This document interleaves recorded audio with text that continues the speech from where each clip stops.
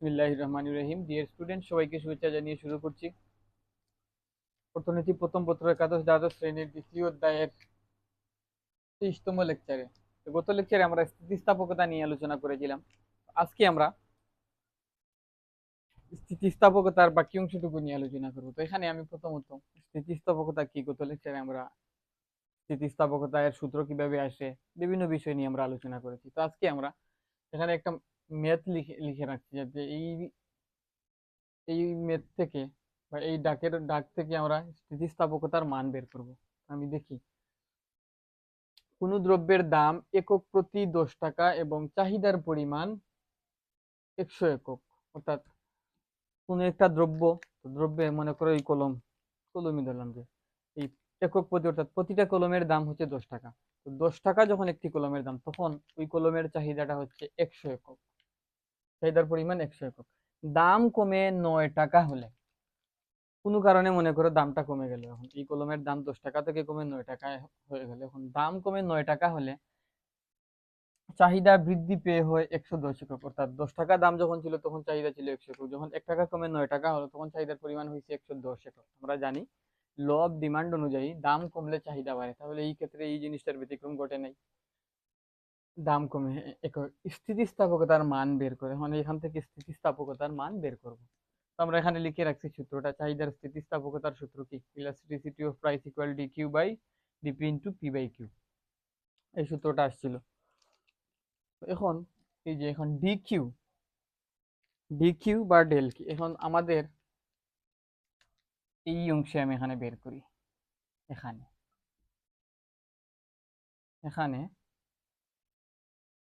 আমাদের ডিকিউ এর মান লাগবে এবং ডিপি এর মান লাগবে, পি আর কিউ লাগবে। এখানে প্রাথমিক দাম, এই যে 10, পি হচ্ছে কি প্রাথমিক দাম, এই যে 10, প্রাথমিক দামটা কত 10, তাহলে এখানে লিখতে পারি প্রাথমিক দাম দাম পি ইকুয়াল 10 এবং প্রাথমিক চাহিদা কিউ ইকুয়াল 10 টাকা দামে প্রাথমিক চাহিদা কত একক, 100 একক। তাহলে লিখে রাখলাম 100 একক, এটা লিখে রাখলাম। এখন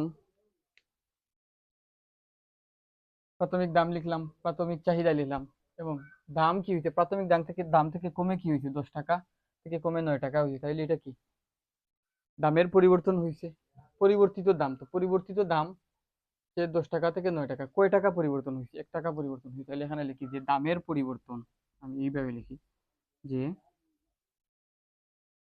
দামের পরিবর্তন ডি পি ইকুয়াল, আমি এটাকে যদি আর একটু এইভাবে লিখি যে এইভাবে লিখি যে পরবর্তী দাম P1 পরবর্তী চাহিদা Q1 সমান P1 কত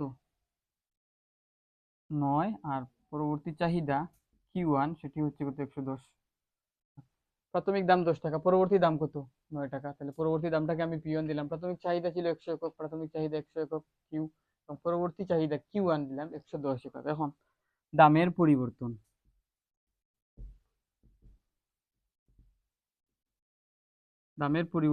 মানে হচ্ছে ডিপি, এবং চাহিদার পরিবর্তন এখানে লিখি চাহিদার পরিবর্তন ডি কিউ সমান, দামের পরিবর্তন যদি বের করতে চাই, আমরা জানি পরিবর্তন বের করার জন্য পরবর্তী থেকে পূর্ববর্তী বাদ দিতে, পরবর্তী থেকে যদি পূর্ববর্তী বিয়োগ করি তাহলে আমরা পরিবর্তনটা পাই। তাহলে ডিপি, পরবর্তী কোনটা, পরবর্তী হচ্ছে পি ওয়ান মাইনাস পূর্ববর্তী হচ্ছে পি। তাহলে এখান থেকে যদি P1 হচ্ছে 9 মাইনাস 10 সমান সমান -1, তাহলে দামের পরিবর্তন হয়েছে -1, অর্থাৎ 1 টাকা হ্রাস পাইছে। -1 মানে কি 1 টাকা হ্রাস পাইছে। এখন চাহিদার পরিবর্তন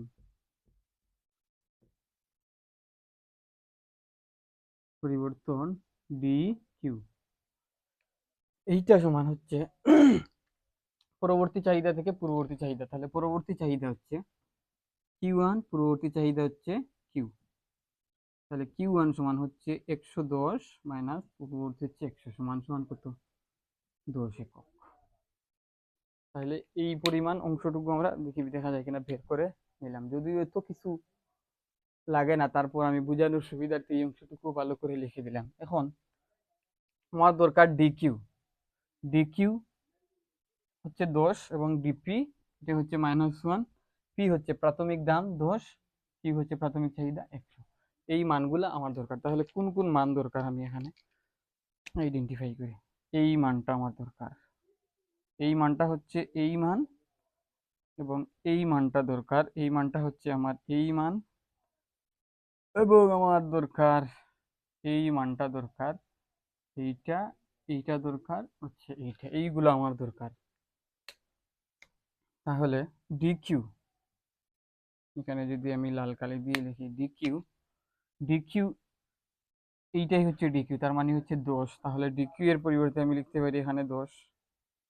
ডিপি দামের পরিবর্তন, তাহলে ডিপি, ডিপি বলতে কি -1, তাহলে এই ডিপির পরিবর্তে আমি এখানে এই -1টা বসাতে পারি, ইনটু পি প্রাথমিক দাম, এই হচ্ছে 10, এটা বসাতে পারি। প্রাথমিক চাহিদা কিউ 100, এই যে কিউ এটা হচ্ছে 100 প্রাথমিক চাহিদা, তাহলে এটা দিতে পারি কত 100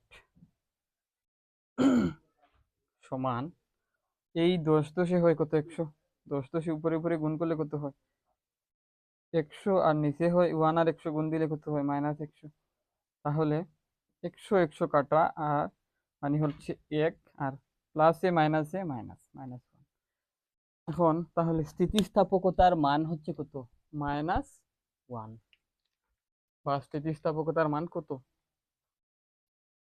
-1। তাহলে এইভাবে আমি লিখতে পারি এখন যে ইলাস্টিসিটি অফ প্রাইস ইকুয়াল -1, এই অংশটুকু লিখতে পারি। এখন যে স্থিতিস্থাপকতার আগে কত আসছে মাইনাস আসছে, এখন স্থিতিস্থাপকতার ক্ষেত্রে মাইনাসটাকে ইগনোর করা হয়, তাহলে আমি এখন বলতে পারি যে এটাকে মডুলাস নিলাম। অর্থাৎ মডুলাস নেওয়া মানে কি, যে মাইনাসকে কি করবে প্লাস মান নিয়ে, মডুলাস না মানে কি মাইনাস চিহ্নটাকে দিয়ে ফেলবে, তাহলে এই মডুলাস -1 মানে হচ্ছে কত ইলাস্টিসিটি অফ প্রাইস ইকুয়াল হচ্ছে কত 1, তাহলে ইলাস্টিসিটি অফ প্রাইস ইকুয়াল 1। এইটা দ্বারা আমরা কি বুঝি, এইটা দ্বারা আমরা বুঝি যে দামের পরিবর্তন যদি 5% হয়, দামের পরিবর্তন যদি শতকরা 5% হয়, তাহলে চাহিদার পরিবর্তনও 5% হয়েছে। দামের পরিবর্তন যতটুকু হয়েছে, দামের আপেক্ষিক পরিবর্তন যা হয়েছে, চাহিদার আপেক্ষিক পরিবর্তনও তাই হয়েছে। তাহলে এখানে এইটার এই যে এই অংশের জন্য আমরা এখানে লিখে রাখতে পারি যে এইটুকু এখানে একটা অংশ কেটে নিই, তাহলে প্রথমে পাইছি কত ইলাস্টিসিটি অফ প্রাইস ইকুয়াল 1 পাইছি, ইলাস্টিসিটি অফ প্রাইস ইকুয়াল 1 পাইছি। এখন এই ইলাস্ট্রিসিটি অফ প্রাইস এই যে মাইনাস চিহ্ন, মাইনাস চিহ্নটাকে আমরা ইগনোর করবো, মাইনাস চিহ্নটাকে গুরুত্ব না দিই, শুধুমাত্র মানটাকে নিব, চিহ্নটাকে নিব না। তাহলে ওয়ানটাকে আমরা বিবেচনা করব, ওয়ান। স্থিতিস্থাপকতার ক্ষেত্রে চিহ্নটাকে গুরুত্ব দেওয়া হয় না, এই বিষয়টা যেন মাথায় থাকে। তাহলে ওয়ান মানে হচ্ছে কি, যে দামের পরিবর্তন যতটুকু হয়েছে চাহিদার পরিবর্তন অতটুকু হয়েছে, অর্থাৎ দামের আপেক্ষিক পরিবর্তন যা হয়েছে চাহিদার আপেক্ষিক পরিবর্তনও তাই হয়েছে। দামের পরিবর্তন যদি হয় 20%, শতকরা 20%, তাহলে চাহিদার পরিবর্তন হয়েছে শতকরা 20%। এইটুকু বুঝলাম। এখন এইটাকে আরেকটু মডিফাই করি, যেমন এখানে 10 110 দিয়েছি, 110 দিয়েছি, এখন 110 না দিয়ে 105 দেই, দামের পরিবর্তন দেই কত 105, 105 দেই, 105 দিলাম। ওই একই অঙ্ককে আবার আরেকটু, যে কোনো দ্রব্যের দাম একক প্রতি 10 টাকা এবং চাহিদার পরিমাণ 100 একক হলে, দাম কমে 9 টাকা হলে চাহিদা বৃদ্ধি পেয়ে হয় 105 একক। স্থিতিস্থাপকতার মান বের করো। এখন আগে দেখেছিলাম কি, চাহিদার দাম 10 টাকা থেকে কমে 9 টাকা হয়েছে, চাহিদার পরিমাণ 110 থেকে 100 থেকে 110 এ গেছে। এখন দেখলাম যে 110 না, 105 একক হয়েছে, বাড়ছে, 110ও বাড়ছে, 105ও বাড়ছে। তাহলে বাড়ছে ঠিক, কিন্তু কম বাড়ছে, আগের তুলনায় কম বাড়ছে। দেখি এই হিসাব আমাদের কি বলে, স্থিতিস্থাপকতাটা আমাদেরকে কি বলে, বাড়ছে, কম বাড়ছে নাকি বেশি বাড়ছে, এই বিষয়টা আমরা দেখি স্থিতিস্থাপকতা আমাদের কি বলে। এখন প্রাথমিক দাম 10 টাকা, সেটা ঠিক আছে। প্রাথমিক চাহিদার পরিমাণ 100 একক, সেটাও ঠিক আছে। পরবর্তী দাম 9 টাকা, সেটা ঠিক আছে। কিন্তু পরবর্তী চাহিদা 110 না, এখন এখন পরবর্তী চাহিদা কত হয়েছে? 105 হয়েছে। তাহলে 105, 105 হয়েছে। পরবর্তীতে চাহিদা বেড়ে কত হয়েছে? 105 হয়েছে। এখন দামের পরিবর্তন কত হয়েছে? দামের পরিবর্তন সেটা ঠিক আছে। তাহলে চাহিদার পরিবর্তনে একটু বেশ কম হবে। এখানে 110 ছিল, তো এখন হবে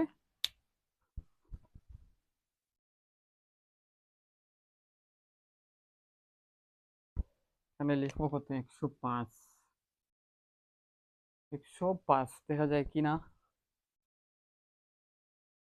105, তাহলে 105 থেকে 100 বাদ দিলে হয় কত? 5 হয়, 5 হয়, 5 একক। তাহলে এখন এই সূত্রে এসে এই সূত্রে এই মানগুলো এখন বসাই, এই সূত্রে মানগুলো এখন বসাই। ডিকিউ, ডিকিউ এর মান কত হচ্ছে? 5। ডিকিউ এর মান 5, এটা হচ্ছে ডিকিউ। ডিপি এর মান -1 ইন্টু পি এর মান 10, প্রাথমিক দাম 10 টাকা, প্রাথমিক পরিমাণ 100 একক, সমান এই শূন্য কাটা, তার মানে হচ্ছে এখানে থাকলো 10, তার উপরে থাকলো কত? 5, আর 1 5 একে। এখন সরাসরি যদি 10 দিয়ে এটাকে কাটি, 10 1 10 এ 10 হয়, তাহলে উপরে থাকলো কত? 5, আর নিচে -10, সমান প্লাসে মাইনাসে মাইনাস, এবং 5/10 মানে হচ্ছে 1/2, এটা সমান হচ্ছে 0.5, -0 আগে আছে মাইনাস চিহ্ন, অর্থাৎ 0.5 মাইনাস। আর মাইনাসটাকে আমরা ইগনোর যদি করি তাহলে হতো কত? 0.5, যেটা কি লেস দেন 1, 1 থেকে ছোট। তাহলে এখন আমরা পেয়েছি কত? যে স্থিতিস্থাপকতার মান কত পেয়েছি? 1 থেকে ছোট, মানে একের চেয়ে কম পাইছি, 0.5 পেয়েছি।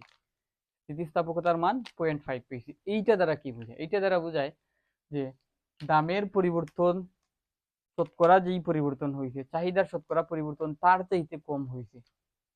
ওয়ানের বেলায় কি ছিল? ওয়ান যখন ইলাস্ট্রিসিটি অফ প্রাইস ইকুয়াল 1 ছিল, তখন বলছিলাম কি দামের শতকরা পরিবর্তন যত হয়েছে, চাহিদার শতকরা পরিবর্তনও তত হয়েছে, তখন হয়েছে কি ইলাস্ট্রিসিটি অফ প্রাইসের মান 1। 20% যদি দামের পরিবর্তন হয়, চাহিদার পরিবর্তন হয়েছে 20%। এইটা ছিল ইলাস্ট্রিসিটি অফ প্রাইস 1 হলে এই শর্ত। এখন এখন পাইছি ইলাস্ট্রিসিটি অফ প্রাইস হচ্ছে 0.5, অর্থাৎ একের চাইতে ছোট, লেস দেন 1। এই ক্ষেত্রে হচ্ছে দামের পরিবর্তন যা হয়েছে, চাহিদার পরিবর্তন তার চাইতে কম হয়েছে, চাহিদার পরিবর্তন তার চাইতে কম হয়েছে, কম হয়েছে, চাহিদার পরিবর্তন হয়েছে তার চাইতে কম। অর্থাৎ দামের পরিবর্তন যদি হয় 20%, চাহিদার পরিবর্তন হয়েছে হয় 19%, অথবা 18%, 15%, 10%, 5%, যা হোক না কেন, 20%-এর চাইতে কম হয়েছে, 20%-এর চাইতে কম হয়েছে। এইটা মিন করে যে elasticity of price less than 1 হলে এই বিষয়টা মিন করে। তাহলে এখন এটা লিখে রাখি। এখন পাইছি কত? Elasticity of price, elasticity of price less than 1, elasticity of price less than 1। ওকে, এই পাইলাম একটা। এখন দুইটা অপশন পাইলাম। এখন মনে করো যে দাম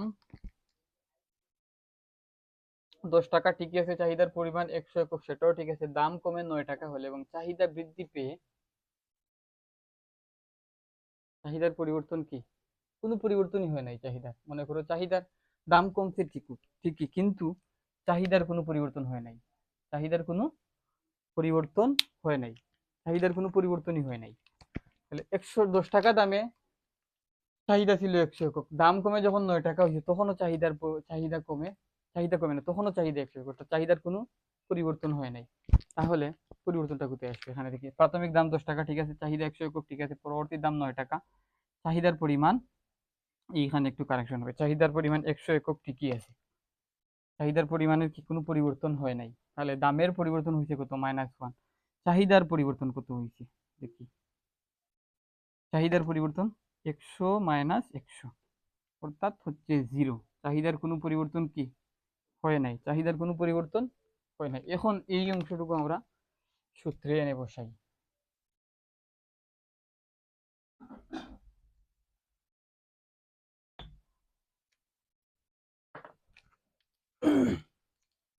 চাহিদার কোনো পরিবর্তন হয় নাই, তাহলে দেখি সূত্রে বসাই। ডিকিউ, ডিকিউ অর্থাৎ চাহিদার কোনো পরিবর্তন হয় নাই মানে হচ্ছে কত, 0।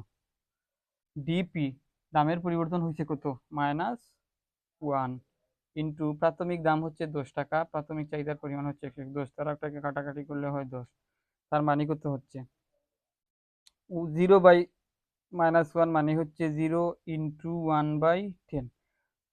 জিরোর সাথে যা কিছুই গুণ করো না কেন রেজাল্ট ফাইনালি কত আসবে, 0 আসবে। এটা আগের পোর্শন মুছে দিই, আগের পোর্শন মুছে দিই। তার মানে হচ্ছে কি ইলাস্ট্রিসিটি অফ প্রাইস ইকুয়াল 0 আসছে, ইলাস্ট্রিসিটি অফ প্রাইস ইকুয়াল কত আসছে, 0। ইলাস্ট্রিসিটি অফ প্রাইস ইকুয়াল হচ্ছে কত, 0, তার লেস দেন 1, যা less than 1। Elasticity of price equal 0, যা লেস দেন 1 অবশ্যই। তাহলে এখন আমরা এই যে ইলাস্ট্রিসিটি অফ প্রাইস ইকুয়াল 0 অথবা লেস দেন 1, এটাও বলতে, এটাও 0 থেকে ছোট, আগেরটাও ছিল 0.5 যখন ছিল, সেটিও ছিল 0 থেকে ছোট। আমি এখানে একটু এইভাবে না লিখে একটু সুন্দর করে এইভাবে লিখি যে ইলাস্ট্রিসিটি অফ প্রাইস ইকুয়াল 0.5 অর্থাৎ লেস দেন 1। আর এখন হচ্ছে কত, ইলাস্ট্রিসিটি অফ প্রাইস ইকুয়াল 0, যেটাও লেস দেন 1, এটাও এইভাবে লিখে রাখি। 0.5 আসছিল। এইটা দ্বারা কি বোঝায়, ইলাস্ট্রিসিটি অফ প্রাইস ইকুয়াল 0 অর্থাৎ লেস দেন 1, এটা দ্বারা কি বোঝায়, এইটা দ্বারা বোঝায় দামের পরিবর্তন যাই হোক না কেন চাহিদার কোনো পরিবর্তন হয় নাই, চাহিদার পরিবর্তন হয় নাই, একেবারেই হয় নাই। চাহিদা আগের জায়গাতেই আছে, দামের পরিবর্তন যেভাবেই হোক যাই হোক চাহিদার পরিবর্তন কোনো হয় নাই। এইসব এই যে এইটার ক্ষেত্রে কোন কোন দ্রব্যের ক্ষেত্রে এরকম হয়, যেমন বিশেষ করে সিগারেটের ক্ষেত্রে হয়, যেই সকল দ্রব্য মানুষের অতি প্রয়োজনীয়, যেমন ধূমপানের ক্ষেত্রে, নেশার ক্ষেত্রে সিগারেট, নিত্য প্রয়োজনীয় দ্রব্যের ক্ষেত্রে লবণ, আর বিভিন্ন ধরনের ঔষধ, জীবন জীবন বাঁচানোর জন্য যেই সকল ঔষধ, ওইসব ঔষধের দাম বাড়ুক অথবা কমুক, কমলে মানুষ তো বেশি ঔষধ খাবে না, আর বাড়লে মানুষ কম ঔষধ খাবে না, তার বেঁচে থাকার জন্য যেইটুকু প্রয়োজন এতটুকু খাওয়ার চেষ্টা করে। সেই ক্ষেত্রে ইলেকট্রিসিটি প্রাইস মোটামুটি 0-র কাছাকাছি হয়। অর্থাৎ চাহিদার দাম বাড়ুক বা কমুক চাহিদার কোনো পরিবর্তন হয় না। যেমন লবণের ক্ষেত্রে, লবণ যদি দাম কমে যায় তাহলে কি তরকারিতে লবণ বেশি দেওয়া হয়, বা দাম বেড়ে গেলে কি লবণ কম দিলে তরকারি খাওয়া যাবে। এই এই হচ্ছে ইলাস্ট্রিসিটি অফ প্রাইস ইকুয়াল 0-র ক্ষেত্রে। তাহলে এই দুইটা বিষয়, তিনটা বিষয় বুঝলাম। এখন দাম জায়গায় আছে, চাহিদার পরিবর্তন হয়েছে।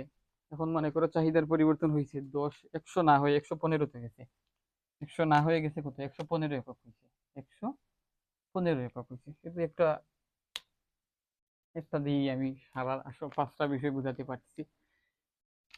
এই অংশটুকু মুছি। দাম যখন 10 টাকা তখন চাহিদার পরিমাণ ছিল 100 একক, এবং দাম বেড়ে কমে যখন 9 টাকা হয়েছে তখন চাহিদার পরিমাণ 115 একক হয়েছে। মানে কি চাহিদা বাড়ছে, চাহিদা বাড়ছে। দেখি কেমন বাড়লো। প্রাথমিক দাম 10 টাকা, পি ইকুয়াল 10, এবং প্রাথমিক চাহিদা কিউ ইকুয়াল 100। পরবর্তী দাম 10 টাকা থেকে 1 টাকা কমে 9 টাকা হয়েছে, তার মানে দামের পরিবর্তন হয়েছে 1 টাকা -1। চাহিদার পরিবর্তন কত হয়েছে এই বিষয়টা এখন দেখি। 115 থেকে যদি 100 বাদ দিই তাহলে, এটা খুললো না, এটা খুললো না, 115 থেকে যদি 100 বাদ দিই তাহলে আমাদের এটাকে 15 একক। তাহলে চাহিদার পরিবর্তন হয়েছে কত, 15 একক। চাহিদার পরিবর্তন হয়েছে 15 একক। এখন এই মানগুলো আমরা এখন সূত্রে এনে বসাই, দেখি লাল কালিটা ইউজ করি।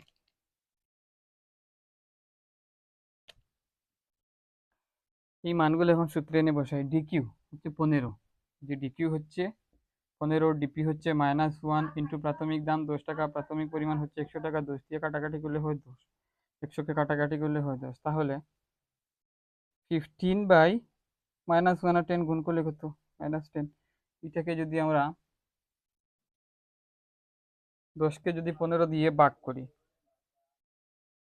তাহলে আগে হচ্ছে -3/2 মান -1.5, 1.5, 2 দ্বারা 3 কে ভাগ 1.2, 1.2, তাহলে স্থিতিস্থাপকতার মান হচ্ছে কত? 1.2, যেটা হচ্ছে 1 থেকে বড়। এটা হচ্ছে কি? 1 থেকে বড়। এই যে এখন এই যে স্থিতিস্থাপকতার মান 1 থেকে বড়, 1.5, 1 থেকে বেশি পাইছি। এইটা দ্বারা কি বুঝাচ্ছি? এইটা দ্বারা বুঝাচ্ছে যে চাহিদা দামের শতকরা পরিবর্তন যা হয়েছে, চাহিদার শতকরা পরিবর্তন তার চাইতে বেশি হয়েছে, তার চাইতে বেশি হয়েছে। অর্থাৎ দামের পরিবর্তন যদি 30% হয়, শতকরা 30% যদি হয়, তাহলে চাহিদার পরিবর্তন 30%-এর চাইতে বেশি হয়েছে, হয় 35%, 40%, 50 বা তার চাইতে বেশি। তো 30-এর থেকে বেশি হয়েছে, এই 1.52 দ্বারা এটা বুঝাচ্ছে। অর্থাৎ 1.2% মানে বললাম তো, চাহিদার দামের পরিবর্তন যা হয়েছে তার থেকে বেশি হয়েছে। এখানে দেখো যে দামের পরিবর্তন, শতকরা পরিবর্তন বা আপেক্ষিক পরিবর্তন, যেটা বলছিলাম আপেক্ষিক পরিবর্তন, অর্থাৎ দামের আপেক্ষিক পরিবর্তন যা হয়েছে চাহিদার আপেক্ষিক পরিবর্তন তার চাইতে বেশি হয়েছে। এই বিষয়টা এখন বোঝা গেল। এখন আমি এই বিষয়টাকে এখানে লিখে রাখি যে ইলাস্টিসিটি অফ প্রাইস ইকুয়াল 1.2, অর্থাৎ গ্রেটার দেন 1। এটাকে আমি নীল কালি দিয়ে লিখে রাখি এখানে, এটা আলাদা আরেকটা পোর্শন হবে, লিখে রাখি। ইলাস্টিসিটি অফ প্রাইস ইকুয়াল 1.2, অর্থাৎ গ্রেটার দেন 1 যদি হয়, এটা দ্বারা কি মিন করে পরে এটা বিস্তারিত ব্যাখ্যা করবো। এখন আরো একটা অপশন রয়েছে, এটা দিই। এখন মনে করো যে দাম 10 টাকা, চাহিদার পরিমাণ ছিল 100 একক এবং দাম কমে 9 টাকা হওয়ায় চাহিদা এমন বাড়ছে, যেমন চাহিদা কতটুকু বাড়ছে? চাহিদার পরিবর্তন হয় অসীম, অসীম। এইটা নির্ধারণ করা যাচ্ছে না, খুব বেশি চাহিদা বেড়ে গেছে, অসীম চাহিদার পরিবর্তন হচ্ছে অসীম। এখন স্থিতিস্থাপকতার মান বের করো। 1 টাকা কমার ফলে চাহিদা খুব বেশি বেড়ে গেছে, মাত্র 1 টাকা কমছে কিন্তু চাহিদা অনেক বেশি বেড়ে গেছে। এই ক্ষেত্রে কি হতে পারে? তো অসীমকে আমরা এইভাবে এইভাবে লেখা হয়, এই চিহ্ন দিয়ে লেখা হয়, অসীমকে ইনফিনিটি দিয়ে এইভাবে লেখা হয়। এখন এই মানগুলো আমরা বের করার চেষ্টা করি।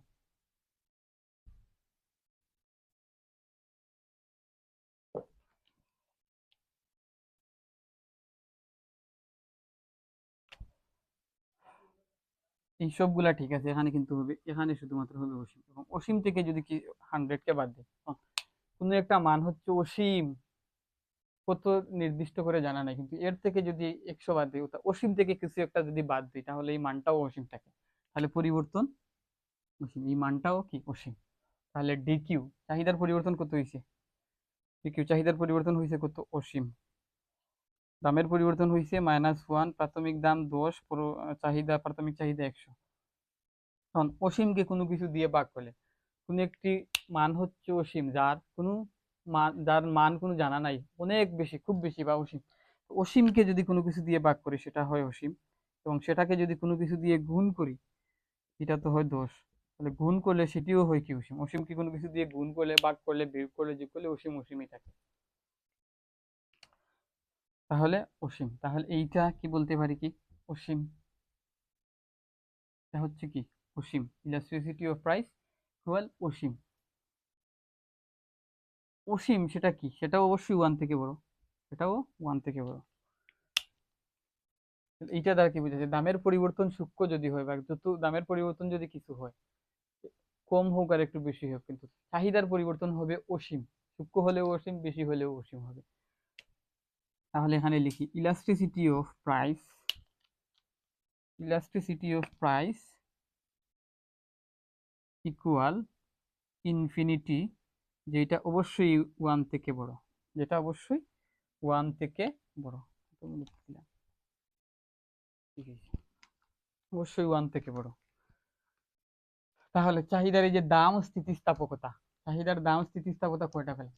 একটা পেয়েছি 1 এর সমান, আরেকটা পেয়েছি 1 থেকে ছোট, আবার আরেকটা পেয়েছি 0 সমান, যেটা অবশ্যই 1 থেকে ছোট। তাহলে 1 থেকে ছোট পাইছি দুইটা, একটা হচ্ছে একেবারে 0 এবং আরেকটা হচ্ছে 0 থেকে বড় এবং 1 থেকে ছোট।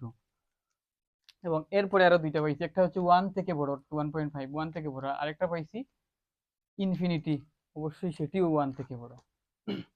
তাহলে এই পাঁচটা পাইছি, এই পাঁচটায় এটা দ্বারা কি বোঝায়, এটা দ্বারা কি বোঝায়, এটা দ্বারা কি বোঝায়, এটা দ্বারা কি বোঝায়, প্রত্যেকটা দ্বারা কি বোঝায় সেটা আমি ব্যাখ্যা করে দেওয়ার চেষ্টা করছি। এখন এখান থেকে দুইটা পার্ট আমি নিয়ে আসার চেষ্টা করি, এই অংশ আর আমাদের লাগবে না। এখন দুইটা পার্ট হচ্ছে এই যে লাল অংশটুকু, হচ্ছে ইলাস্ট্রিসিটি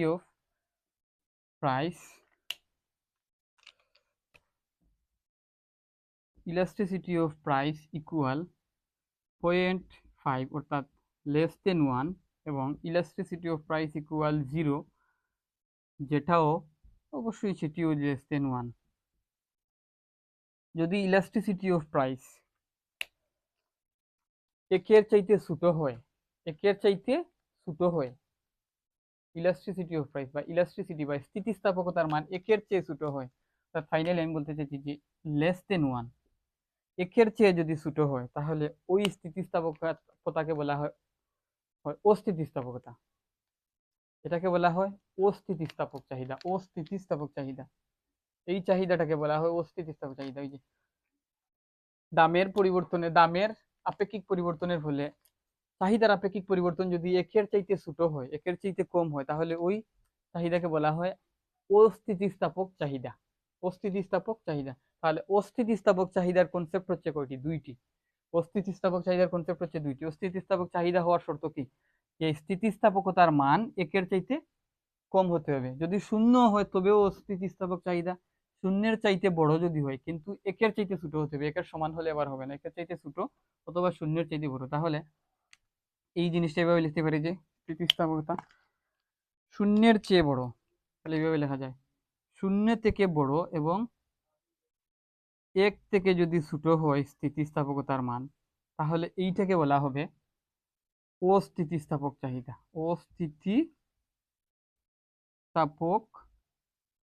অস্থিতিস্থাপক চাহিদা। যদি আয়ের ক্ষেত্রে হয় তাহলে বলা হবে অস্থিতিস্থাপক আয়। আড়াআড়ি যদি হয় তাহলে অস্থিতিস্থাপক আড়াআড়ি, আড়াআড়ি অস্থিতিস্থাপক চাহিদা, এরকম বলা যাবে। এখানে যেহেতু চাহিদার ক্ষেত্রে আমরা বলছি, তাহলে অস্থিতিস্থাপক চাহিদা, শূন্য অথবা একের চাইতে ছোট হলে অস্থিতিস্থাপক চাহিদা, এটা বোঝা গেল। এই দুইটা বলতে কি বুঝে আমরা বুঝতে পারলাম। এখন এই যে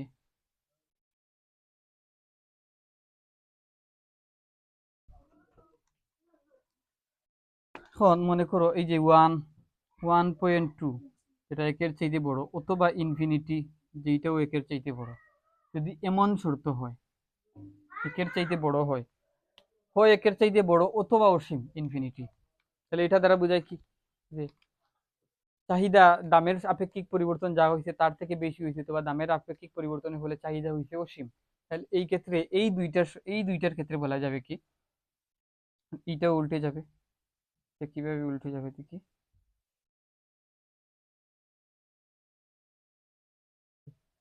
একের সমান হলে চলবে না, একের চাইতে বেশি হতে হবে, হয় 1.25, 1.05, 1.8 বা 1.2, 1.5 যাই হোক না কেন, 1 থেকে বড় এবং ইনফিনিটি থেকে ছোট, বা ইনফিনিটির সমান, ইনফিনিটি থেকে ছোট বা ইনফিনিটির সমানও বলতে পারি।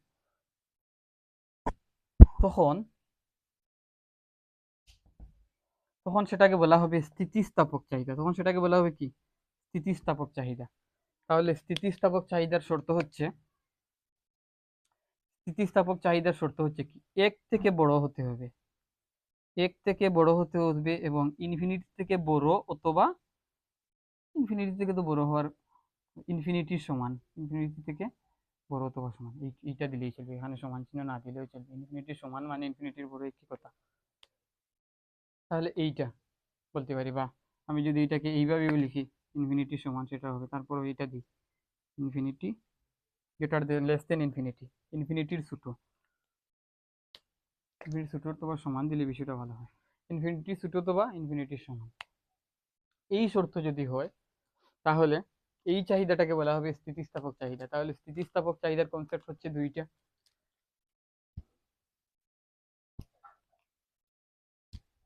এটা কম পরিবর্তন হবে না বেশি হবে আল্লাহ জানে, বলছে এটা কম হবে, কম হবে। এইখানে হচ্ছে একের চাইতে বেশি যদি হয় তাহলে দামের পরিবর্তনের ফলে, দামের আপেক্ষিক পরিবর্তনের ফলে চাহিদার আপেক্ষিক পরিবর্তন বেশি হবে। এখানে মনে হয় আগে ভুল বলছিলাম, এখানে কম হবে। দামের আপেক্ষিক পরিবর্তনের ফলে চাহিদার আপেক্ষিক পরিবর্তন কম হবে, হয় শূন্য হবে অথবা একের চাইতে ছোট হবে এরকম।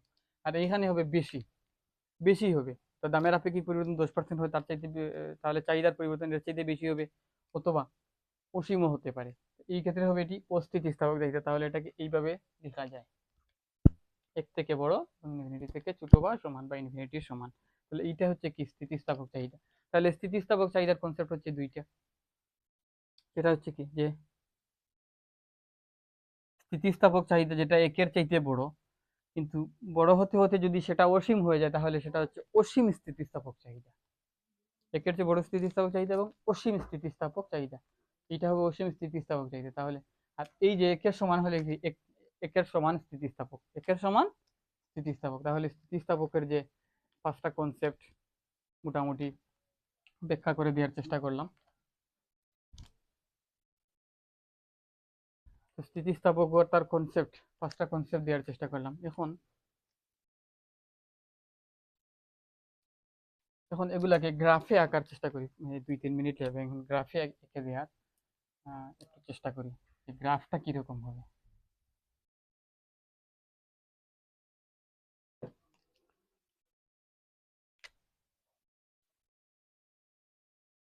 এটা হচ্ছে চাহিদা, এটা হচ্ছে কি দাম। তাহলে গ্রাফটা হওয়ার ক্ষেত্রে আমি এখানে প্রত্যেকটা একক আহ,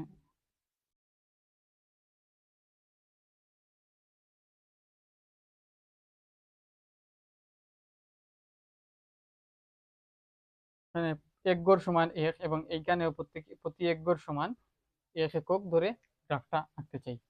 তাহলে একের সমান স্থিতিস্থাপক যদি হয়, তাহলে একের সমান স্থিতিস্থাপক যদি হয়, আমি মনে করলাম এই অংশে এটা হচ্ছে প্রাথমিক চাহিদা, 1 2 3 1 2 3, এটা হচ্ছে কি প্রাথমিক চাহিদা এবং প্রাথমিক যোগান। তাহলে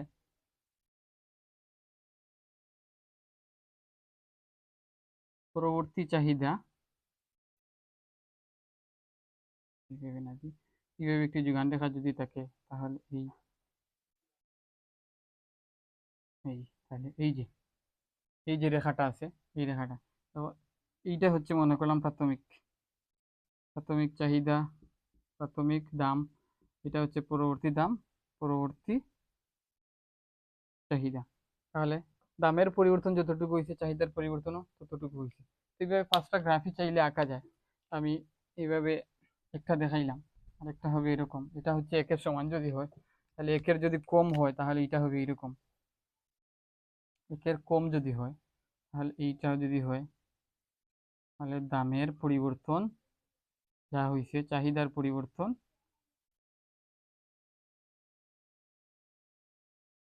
একে আর একটু ফ্ল্যাটার করে আঁকতে হবে, এইভাবে আঁকতে হবে। তাহলে এই আর এই, তাহলে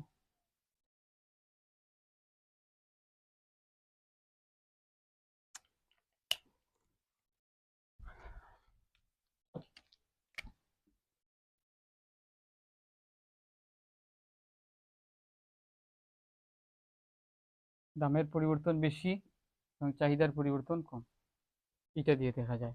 এটা হচ্ছে এইটা। এবং শূন্য স্থিতিস্থাপকতার ক্ষেত্রে চিত্রটা হবে দামের পরিবর্তন যাই হোক চাহিদার কোনো পরিবর্তন কি হবে না, দামের পরিবর্তন যাই হোক চাহিদার পরিবর্তন হবে না, এরকম লম্ব একের সমান্তরাল হবে। এবং একের চেয়ে বেশি যদি হয় তাহলে এইটা হবে এইরকম, যে দামের সামান্য পরিবর্তনে চাহিদার ব্যাপক পরিবর্তন। এটা হচ্ছে এইটার ক্ষেত্রে। এবং ইনফিনিটির ক্ষেত্রে এরকম হবে যে দামের সামান্য পরিবর্তন কিন্তু চাহিদার বিশাল অসীম পরিবর্তন। তাহলে এইটা হবে ভূমিকের সমান্তরাল হবে। তো এই চারটা পাঁচটা গ্রাফিকে দেওয়ার চেষ্টা করলাম। এটাকে যদি একটু চার্টের মাধ্যমে উপস্থাপন করা যেত। 35 মিনিট হয়েছে, আর 5টা মিনিট। চার্টের মাধ্যমে গ্রাফটাকে উপস্থাপন করে দেওয়ার একটু চেষ্টা করি। এখন স্থিতিস্থাপকতাকে যদি আমরা একটা চার্ট আকারে ভেবে লিখতে পারি, তাহলে স্থিতিস্থাপকতা প্রথমত হচ্ছে কি, দুই প্রকার: স্থিতিস্থাপক চাহিদা ও স্থিতিস্থাপক চাহিদা। যদি একক স্থিতিস্থাপক চাহিদার একটা আছে, এটাকে বইয়ে আমি দেখেছি গ্রাফে এইভাবে এইভাবে দেয়া নাই, তাহলে এইভাবে লিখে দেওয়া উচিত আমার মনে হয়। স্থিতিস্থাপক চাহিদা ও স্থিতিস্থাপক চাহিদা এবং একক স্থিতিস্থাপক চাহিদা। তাহলে স্থিতিস্থাপক চাহিদা হচ্ছে আবার দুই প্রকার, বা স্থিতিস্থাপক হচ্ছে দুই ধরনের: একের চেয়ে বেশি স্থিতিস্থাপক এবং অসীম স্থিতিস্থাপক। এটা আমি আগে ব্যাখ্যা করছি। আর অস্থিতিস্থাপক হচ্ছে আরো দুই ধরনের: একের চেয়ে কম স্থিতিস্থাপক এবং শূন্য স্থিতিস্থাপক। একের চেয়ে বেশি অস্থিতিস্থাপক এবং শূন্য স্থিতিস্থাপক। শূন্য হলে অস্থিতিস্থাপক এবং একের চেয়ে কম হলে সেটিও অস্থিতিস্থাপক। তাহলে অস্থিতিস্থাপকের দুইটা পার্ট আগে ব্যাখ্যা করেছি, আর স্থিতিস্থাপকের দুইটা পার্ট আগে ব্যাখ্যা করেছি, এবং একক স্থিতিস্থাপকতা এটিও ব্যাখ্যা করেছি। তো স্থিতিস্থাপক রিলেটেড এই যে আলোচনা, আশা করি আমরা স্থিতিস্থাপকতা সম্পর্কে এই দুইটা লেকচারই যথেষ্ট হবে। আরো একটি লেকচার দেব যে স্থিতিস্থাপকের নির্ধারক সমূহ এবং স্থিতিস্থাপক ও অস্থিতিস্থাপকের মধ্যে পার্থক্য, এই দুইটা টপিকের উপর। তো আশা করি স্থিতিস্থাপকতা সম্পর্কিত যত আদ্যপান্ত আছে আমরা বুঝতে পারলাম। তো এই পর্যন্ত সবাইকে ধন্যবাদ। আসসালামু আলাইকুম রহমতুল্লাহ।